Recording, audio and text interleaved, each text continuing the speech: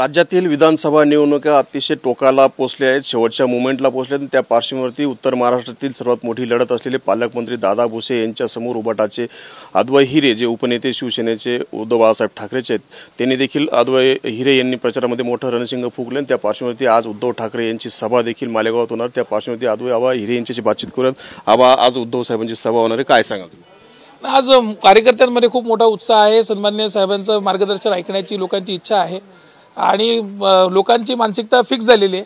त्यामुळे आता फक्त मतदान पडण्याचे आणि निकाल लागायचा मी अवकाश पाहतोय। आज उद्धव साहेबांच्या सभेमुळे आमचा निकाल म्हणजे विजयाचा निकाल निश्चित आहे। आपण पूर्ण प्रचार मोहिमेमध्ये सरळ लढत पालकमंत्र्यांच्या विरोधात आपण आहात, अनेक भाषणं झालात, काय तुम्हाला अनुभव आला आणि पुढे कशी रणनीती असणार आहे? उद्धव साहेबांनी काय बोलायला पाहिजे असं वाटतं? आता उद्धव साहेबांनी काय बोलायला पाहिजे हे सगळ्या इतका मी मोठा माणूस नाही। ते आमचे नेते आहेत, ते योग्य भूमिका मांडतील। जे काही तालुक्यात चाललेलं आहे ते संबंध जनता ही गुंडगिरीने त्रस्त आहे। भयमुक्त वातावरण लोकांना हवं आहे आणि निर्भयता मिळवण्यासाठी ही जनतेची लढाई आहे। भ्रष्टाचाराच्या विरोधात जनतेची लढाई आहे आणि त्यामुळे ही निवडणूक मी लढतोय किंवा माझे विरोधक लढताय असं नाही, तर ही निवडणूक सर्वसामान्य मतदारांनी हातात घेतली असं दिसतंय आणि त्याचा निश्चितच परिणाम या निवडणुकीत दिसेल। आपण मालेगावमध्ये तसंच उत्तर महाराष्ट्रामध्ये उपनेते म्हणून काम करतात। आज नाशिक जिल्ह्यामध्ये उद्धव साहेबांची तोफ धडाडली आहे, अनेक ठिकाणी सभा होत आहेत। त्या पार्श्वभूमीवरती काय यश वाटतं, कसं यश वाटतं? नाही, खूप चांगले परफॉर्मन्स आम्ही करू।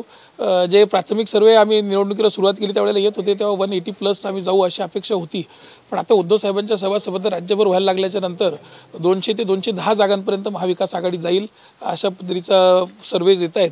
त्यामुळे निश्चित आम्ही सत्ता स्थापन करणार आहोत। मालेगाव संदर्भात एक महत्त्वाचा विषय आहे की ज्या पद्धतीने आपले ऑडिओ क्लिप मोठ्या प्रमाणावरती मालेगाव शहराच्या प्रचारामध्ये सोशल मीडियामध्ये व्हायरल होतात, काय सांगाल त्या व्हिडिओ क्लिप संदर्भात? काय सत्यता आहे? सत्यता नाही आहे। मी उद्धव साहेबांच्या परिवारातला घटक आहे आणि म्हणून कुठेतरी त्यांचं पोटात दुखतं आहे, ते मला बदनाम करायचं षडयंत्र चाललेलं आहे। ऑडिओ रेकॉर्डिंग जेव्हा मोबाईलची व्हायरल होते तेव्हा ती ऑडिओ रेकॉर्डिंग असते, ही स्पीकर रेकॉर्डिंग आहे। हे आपण त्याच्यातलं फरक ऐकला असेल तर कळला असेल आणि AI चा जमाना आलेला आहे। उद्या अशा पद्धतीचे अनेक माझे व्हिडिओसुद्धा येणार आहेत, त्याच्यासाठी मी प्रिपेअर्ड आहे, त्याची काही मी चिंता करत नाही।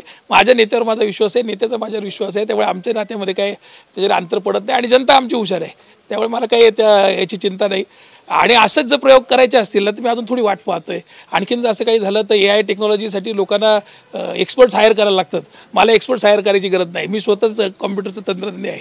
त्यामुळे मग मंत्र्यांचे सुद्धा दुसऱ्या विरोधी उमेदवारांचे सुद्धा जर व्हिडिओ मी अशी AI टेक्निकने व्हायरल करायला लागलो तर मग त्यांना निवडणूक अवघड होईल।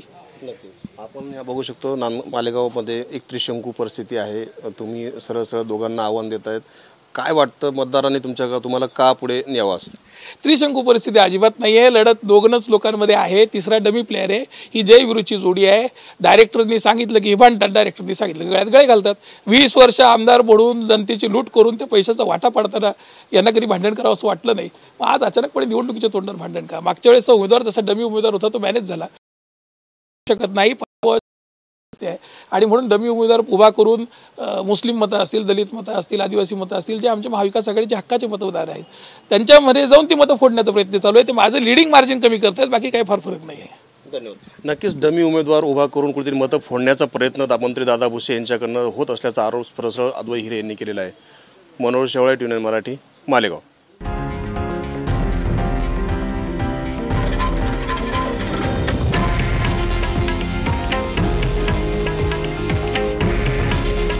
हे आहे देशातील नंबर 1 न्यूज नेटवर्क आणि आपण पाहत आहात TV9 मराठी। काळजी तुमची, हित महाराष्ट्राचं।